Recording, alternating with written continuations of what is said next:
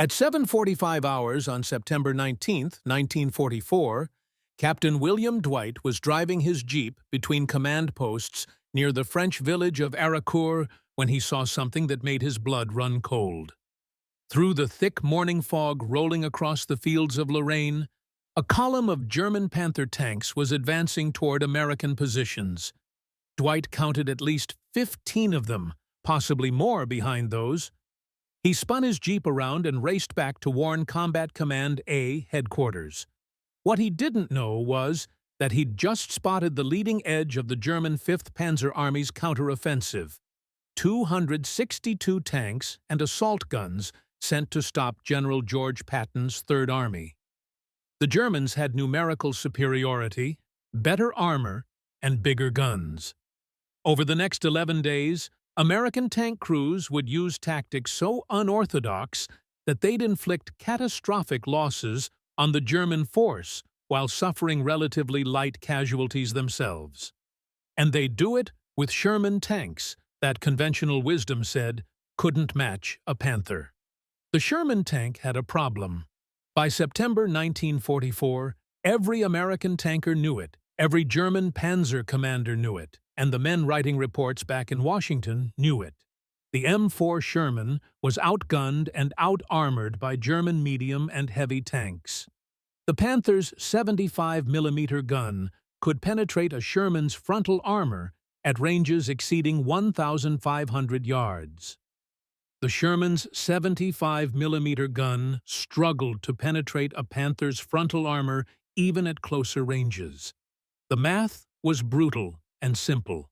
In a head-on fight at range, the Sherman was at a severe disadvantage. American doctrine acknowledged this reality. Tank destroyer battalions were designated to handle enemy armor. Sherman battalions focused on infantry support and exploitation. When Sherman crews did encounter German tanks, the manual emphasized using speed, avoiding direct engagement when possible, and calling for tank destroyers or air support. Frontal attacks against Panthers at long range were considered tactically unsound, but doctrine was written by men who'd never seen Lorraine in September. The rolling hills, the morning fog that blanketed the valleys until noon, the small woods that broke up the fields. Terrain that forced tanks to maneuver at close range, where the Panthers' superior gun range meant less, where American crews could use speed and positioning to offset their armor disadvantage. Colonel Bruce Clarke, commanding Combat Command A of the 4th Armored Division, had been studying this ground since mid-September. He'd crossed the Moselle River on September 14th with orders to push toward the German border. His force was under strength for the territory they had to cover. About 60 Sherman tanks supported by infantry, engineers, artillery, and tank destroyers. Maybe 3,500 men total spread thin across 12 miles of front, holding towns and crossroads, watching for German counterattacks that intelligence reports suggested were coming. Clarke was 40 years old, an engineer by training who'd become a tank commander. He'd been with the 4th Armored Division since its formation, had led Combat Command A since November 1943.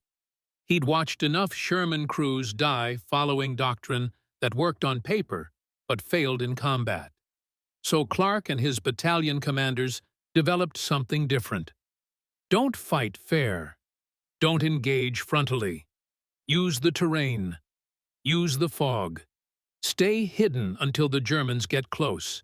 Then hit them from the flanks and rear where their armor is vulnerable.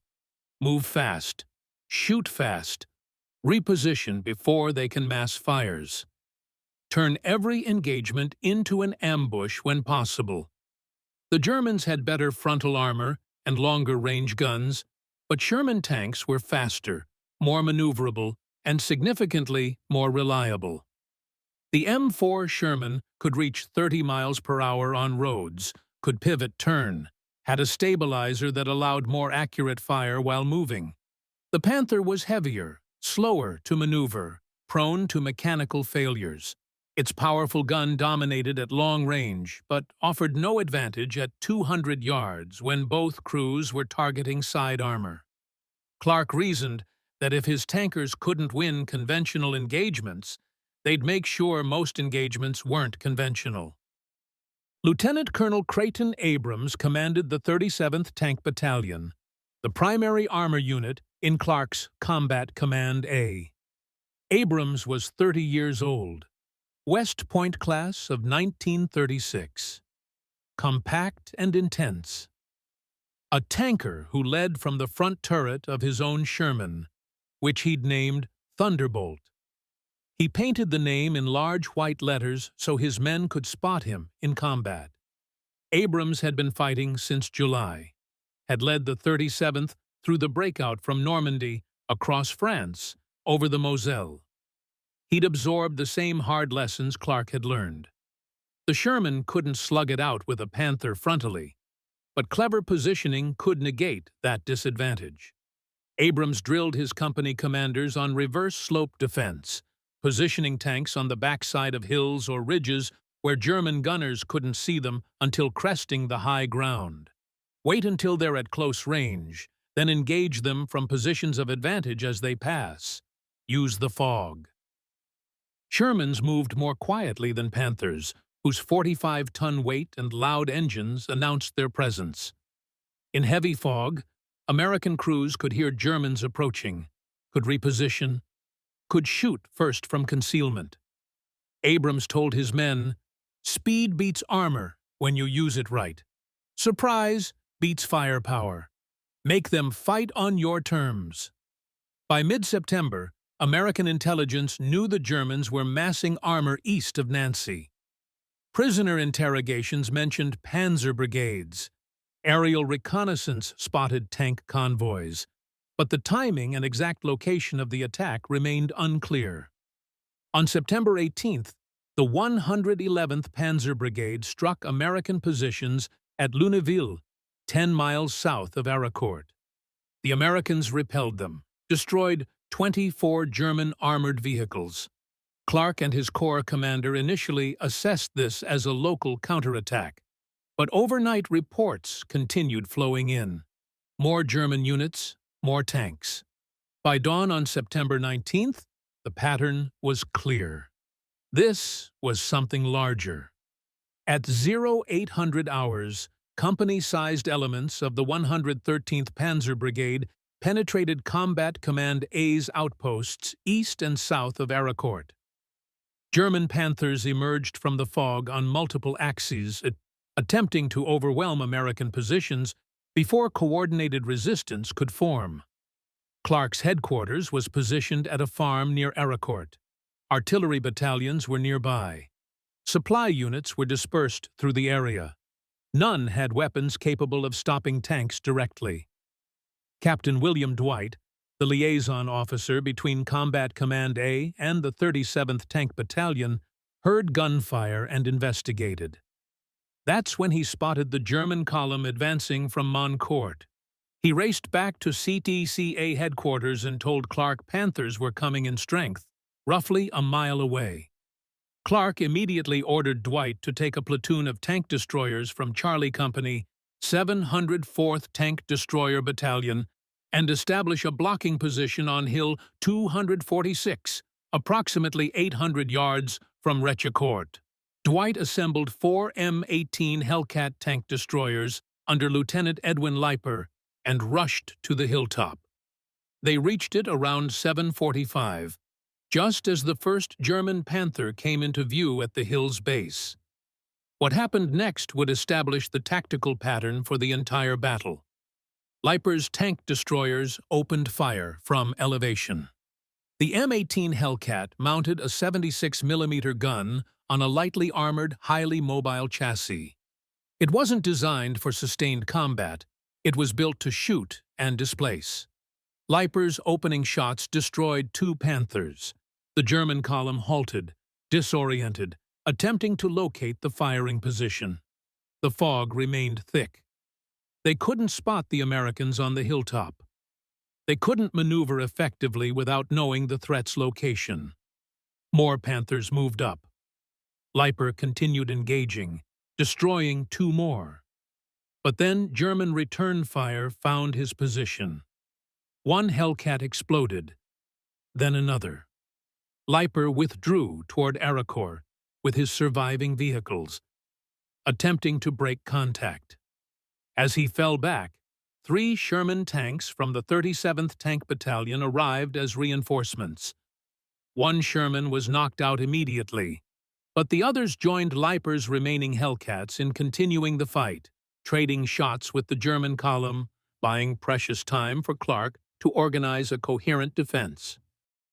North of Arracourt, Captain Kenneth Lamesson's Charlie Company, 37th Tank Battalion, engaged German armor along the Metz-Strasbourg road. Lamesson was positioned near Bézange-la-Petite when 3 Panthers emerged from the fog. His Shermans opened fire at close range, disabling all 3 before effective German response. The surviving German tanks withdrew south of the highway. Lamesson immediately dispatched a Sherman platoon to a commanding ridge to intercept them.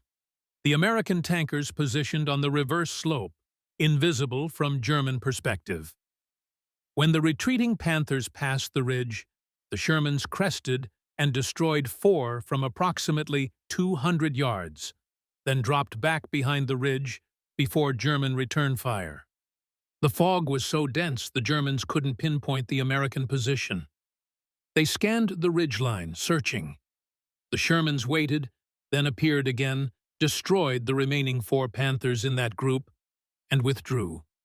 8 German tanks destroyed in minutes with 0 American losses because Lamesson's crews exploited terrain and concealment rather than attempting long-range gunnery duels. By mid-morning, German attacks were hitting Combat Command A positions across the sector. The 113th Panzer Brigade pressed hard, trying to break through to Arracourt and overrun Clarke's headquarters. M7 Priest self-propelled howitzers, designed for indirect fire support, found themselves engaging German tanks at point-blank range with direct fire.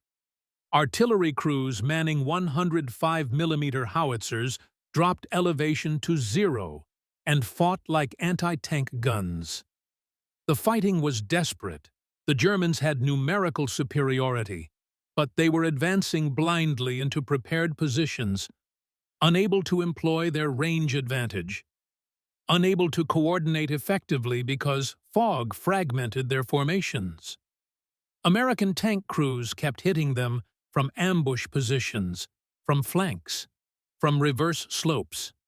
Shoot and move. Never remain stationary long enough for Germans to concentrate fire. Clarke fed units into the fight as fast as possible, shifting tanks between threatened sectors, using interior lines to move faster than German forces could react. Mid-afternoon, Task Force Hunter returned from Luneville, where they'd been engaged the previous day. Major William Hunter brought Company A, 37th Tank Battalion, back to Arracourt. Clarke and Abrams immediately ordered Hunter and Company B to counterattack. "Dust off the sights, wipe off the shot, and breeze right through," Clarke told them. 24 Sherman tanks and Dwight's surviving Hellcats swept east from Arracourt, striking the German formation's flank. Within minutes, they'd destroyed 8 more German tanks and inflicted approximately 100 infantry casualties. The Americans lost 3 tanks. The Germans, who had been advancing aggressively all morning, suddenly found themselves under attack from multiple directions. Their formation fractured. By nightfall on September 19th, the 113th Panzer Brigade had lost 43 tanks, mostly Panthers, and approximately 200 infantry. Combat Command A reported 5 Shermans destroyed, 3 Hellcats lost, and according to one account, 6 killed and 3 wounded in the day's engagements. The Americans had been outnumbered more than 2 to 1. They'd won decisively because they refused to fight the way Germans expected.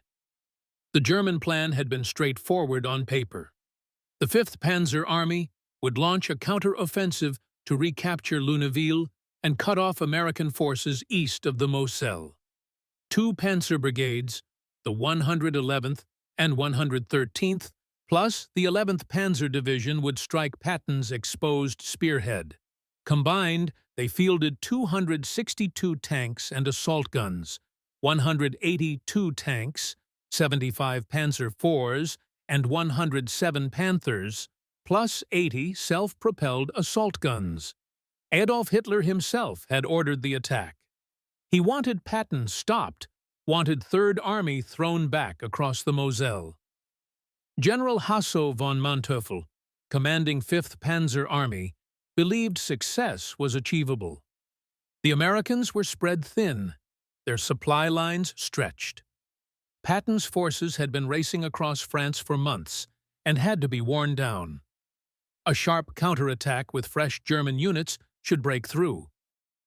But Manteuffel's panzer brigades had a critical weakness that German planners either didn't fully grasp or chose to ignore.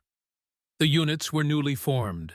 The 111th Panzer Brigade had been activated just weeks earlier. Its tank crews had received minimal training, approximately 2 weeks on their Panthers, barely sufficient to learn controls, with almost no practice in tactical maneuvering or combined arms operations. Map reading skills were poor. Company commanders lacked combat experience leading tank formations.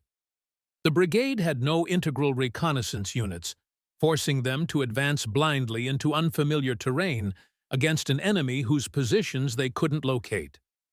The 113th Panzer Brigade was marginally more experienced, but still green. They had good equipment, but inadequate preparation.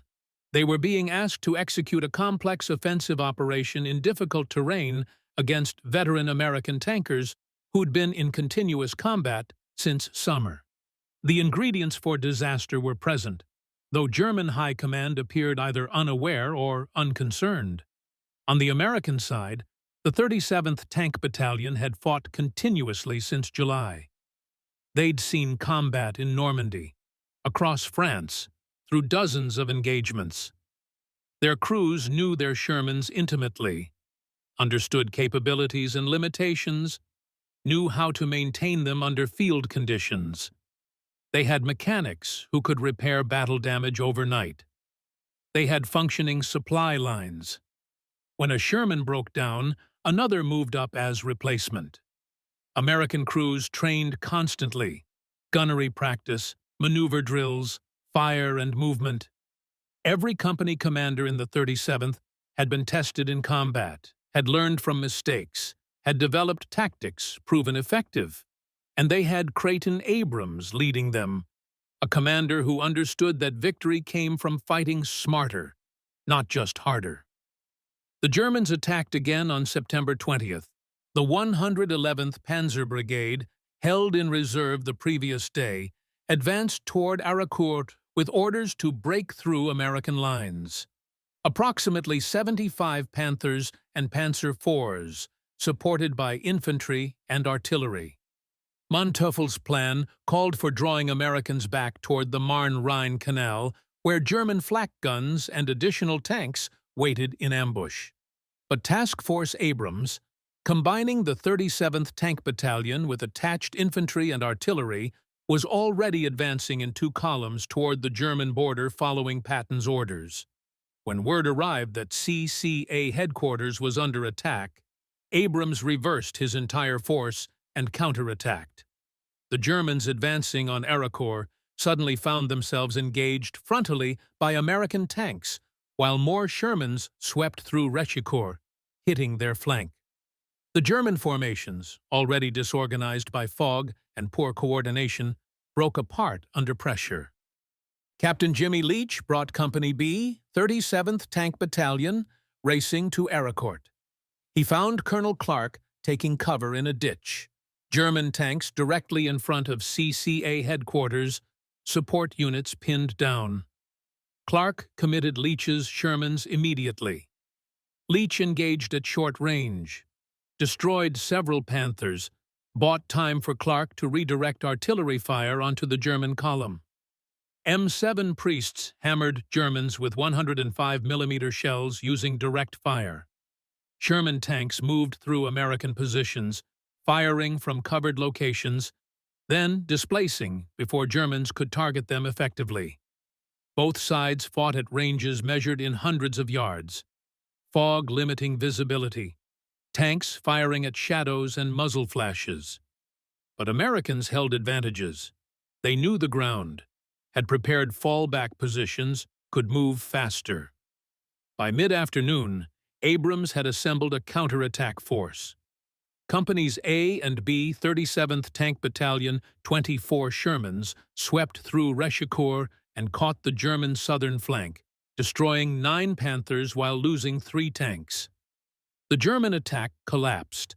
By September 22nd, the 111th Panzer Brigade had been effectively destroyed as a fighting force. Of approximately 75 tanks committed, only about 7 remained operational. The rest had been knocked out, abandoned, or mechanically failed. American tankers were achieving kill ratios nobody had thought possible. In one engagement near Les Trois Croix on September 22nd, Captain William Spencer's Company A attacked 22 German tanks, destroyed 17, and lost 1 Sherman. Abrams led a combined force of the 37th Tank Battalion and 10th Armored Infantry Battalion in an assault on Juvisy, supported by artillery and P-47 fighter bombers from the 19th Tactical Air Command. They retook the town and destroyed remaining German armor, leaving the 111th Panzer Brigade reduced to fewer than 80 effectives. The Germans had started the offensive with over 600 infantry. 3 days of fighting had cost them approximately 250 killed, and their entire tank complement destroyed or disabled. The Germans continued attacking through September 25th, but their offensive was finished. The 11th Panzer Division made probing attacks from Moyenvik. Elements of the 113th Panzer Brigade attempted one more push, but weather was clearing, which meant American P-47 Thunderbolts could provide close air support, and German tank columns moving in daylight were being devastated by air attacks. On September 26th, Combat Command. A withdrew 5 miles to more defensible ground, shortening their lines. The Germans followed, but they had perhaps 25 operational tanks remaining from the 262 they'd started with. On September 29th, they made a final attempt to seize high ground overlooking American positions. They attacked in heavy fog, briefly pushed American infantry back, but Clarke sent Sherman tanks from the 8th Tank Battalion to counterattack. The Germans were repulsed. That marked the last major action of the Battle of Arracourt. The last 4 days of attacks, from September 26th through 29th, cost the Germans an additional 36 tanks, 700 killed, and 300 wounded. The statistics were stark. Of 262 German tanks and assault guns that entered the battle, 86 were destroyed. 114 were damaged or broken down, and only 62 remained operational at month's end. Combat Command A, which had borne the brunt of fighting, lost 25 tanks and 7 tank destroyers. The entire 4th Armored Division lost 41 M4 medium tanks and 7 M5 light tanks during the whole month of September, with division casualties of 225 killed and 648 wounded. The Germans had attacked with superior numbers and, on paper, superior equipment. They'd been decimated by American crews using what many considered inferior tanks combined with unconventional tactics. It stands as one of the most lopsided armored victories in the European theater. What the Germans couldn't understand was why they'd lost so decisively. After the battle, German intelligence officers tried determining what had happened. They examined wreckage from knocked-out Panthers. The tanks appeared normal, same armor, same guns, same mechanical systems. Nothing had changed externally. They interviewed survivors who reported that American tanks had moved faster than expected, had appeared from unexpected directions, had engaged before Germans could maneuver effectively. But that didn't align with German understanding. Panthers were superior tanks. They should have won. Some German officers concluded their crews had simply fought poorly. The 111th and 113th Panzer Brigades had been green units with inadequate training. With veteran panzer crews, the outcome would have differed. Other officers focused on terrain. The fog, rolling hills, and close-range fighting had negated their advantages. In open country where Panthers could engage at long range, German tanks would dominate. But the real answer was more fundamental. Americans had developed tactics that turned the Shermans' limitations into tactical advantages. They'd accepted they couldn't win head-on fights, so they stopped fighting head-on. Instead, they used speed to maneuver for flank shots. They used terrain to remain hidden until Germans reached close range. They used fog as concealment, moving quietly, ambushing German formations before those formations could deploy. They used reverse slope positions where German gunners couldn't see them until too late. They employed artillery and air support in close coordination with tank maneuvers, striking German positions from multiple directions simultaneously. What Germans considered backwards fighting, tanks retreating, hiding, shooting from ambush, wasn't how armored warfare was supposed to work, according to conventional doctrine. But it was winning battles. The Panthers' design vulnerabilities enabled these tactics. The Panther had 80mm frontal armor sloped at 55 degrees, providing protection roughly equivalent to 140mm of vertical armor. American tank guns could rarely penetrate that frontally except at point-blank range with perfect shot placement. But the Panther's side armor was only 40 to 50mm thick with minimal slope, vulnerable to any American tank gun at combat ranges. German panzer training documents specifically warned commanders to protect flanks constantly, to always keep front armor facing threats, to reverse away from danger, rather than turning and exposing sides. But tactical maneuvering to protect flanks required good reconnaissance, clear communication, and solid terrain awareness. The Panzer Brigades at Arracourt lacked all three. They had no integral reconnaissance. Radio discipline was poor. Map reading was inadequate. When American tankers flanked them, they couldn't react quickly enough. By the time they realized they were taking fire from the side, it was too late. Mechanical reliability issues compounded everything. Panthers were complex machines requiring trained mechanics, regular maintenance, and spare parts. The brigades at Arracourt had been rushed into combat with minimal preparation. Their mechanics hadn't been properly trained on the Panther's Maybach engine or the problematic final drive units. When tanks broke down, which happened frequently, crews often abandoned them because they couldn't perform field repairs. The final drives were particularly fragile, with a life expectancy around 150 kilometers under optimal conditions. Under combat conditions with hard maneuvering on rough ground, they failed even faster. Dozens of Panthers were abandoned not from battle damage but from mechanical failure.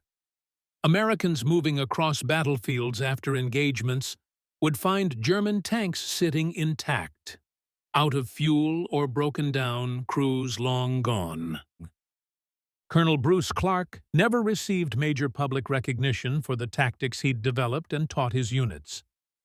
Official histories focused on numerical outcomes rather than how those outcomes were achieved.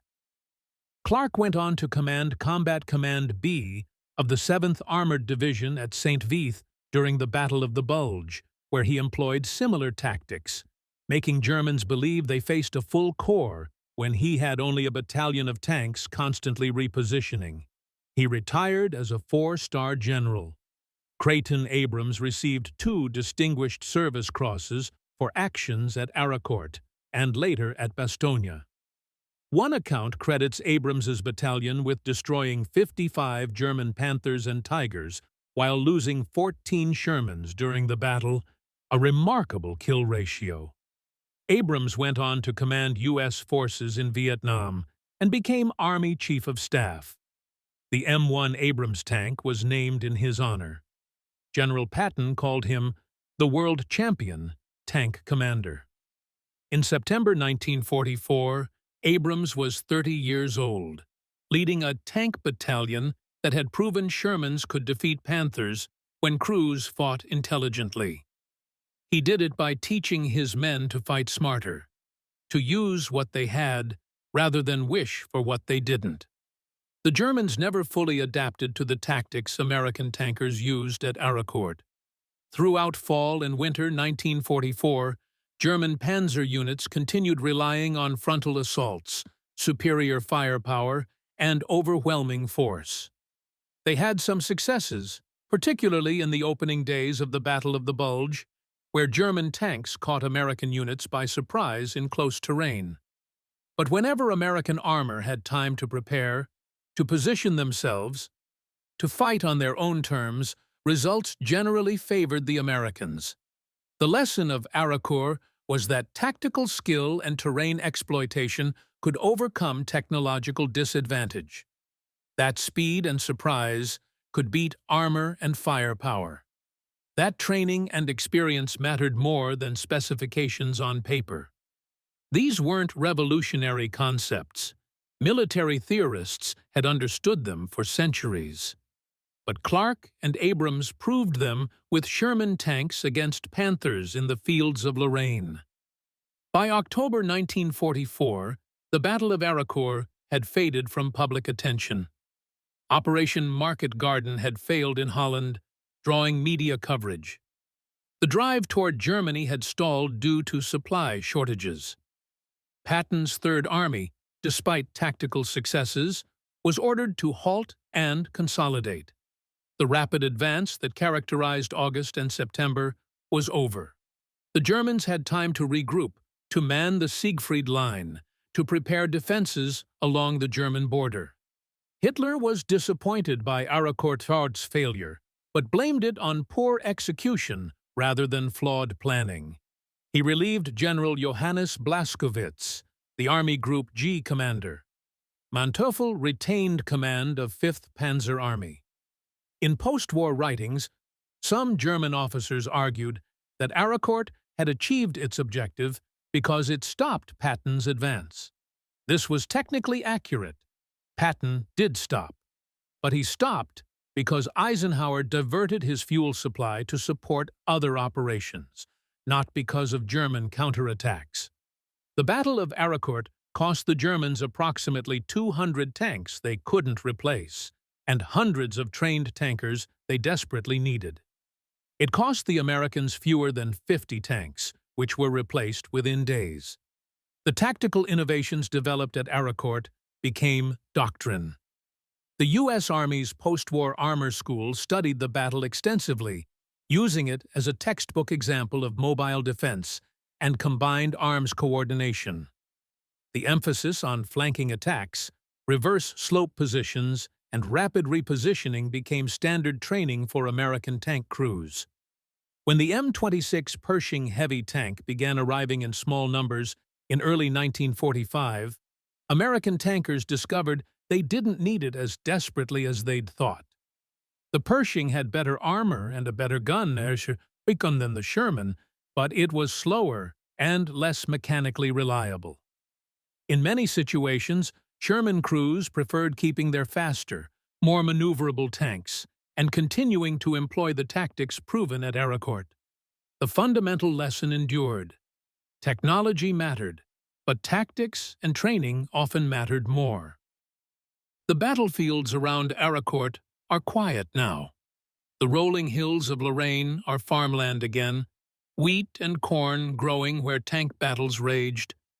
A few memorials mark specific locations. The town of Arracourt has a Sherman tank on display in the village center, a restored M4 from a French tank museum. The fields where Captain Lamison destroyed 8 Panthers from a reverse slope position, look peaceful. The ridge where Lieutenant Leiper's tank destroyers made their stand is marked only by a small plaque. Most people driving through don't know what happened there in September 1944. There are no massive monuments, no eternal flames, no tourist buses. The Battle of Arracourt was overshadowed by larger, more dramatic battles. But for the tankers who fought there, for the men who proved that Shermans could defeat Panthers when tactics overcame technology, it remained the battle that mattered most. If you found this story as compelling as we did, please like this video. It helps us share more forgotten stories from the Second World War. Subscribe to stay connected with these untold histories. Leave a comment below telling us where you're watching from. Thank you for watching, and thank you for keeping these stories alive.